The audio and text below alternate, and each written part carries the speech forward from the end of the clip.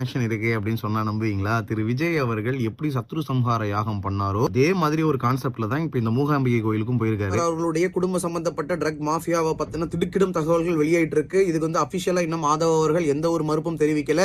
டிவிக்கு ஐடி செல்ல மட்டும் தான் ஏதோ ஒரு பெரிய பக்கமா ரைட் அப் போட்டு கதறி வச்சிருக்கானுங்க. இது இல்லாம இன்னைக்கு என்னடா இது பாம் எல்லாம் போடுறீங்க? ஊபி பீகார் கூட பரவாயில்லண்ணா, நீ ஆட்சிக்கு வந்த உடனே 42 கொலை 2 வாரத்துல. இப்ப பாரு, வீட்டுக்குள்ள பாம தூக்கி போற அளவுக்கு ஆயிடுச்சுண்ணா தமிழ்நாடு.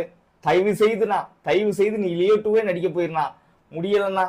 இந்த நரேட்டுக்கு பிறந்த நாதாரி பொறம்போக்கு உதவி இல்லையா, அவனுக்கு இந்த வீடியோ முடிஞ்ச வீடியோ எல்லாருக்கும் ஷேர் பண்ணுங்க.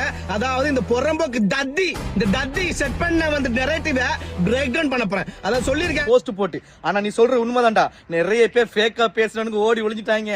அக்கோட்டு இறங்கிச்சிருக்கா ஒச்சுவருக்கு வந்து மூளை இருக்கா மசல் இருக்கான்னு கேட்டிருக்கா இல்லையா? அதான் என்ன தமிழ்நாட்டு மக்களோட வாழ்க்கை வாழ்வதை எதை போடணும் தெரியாதா?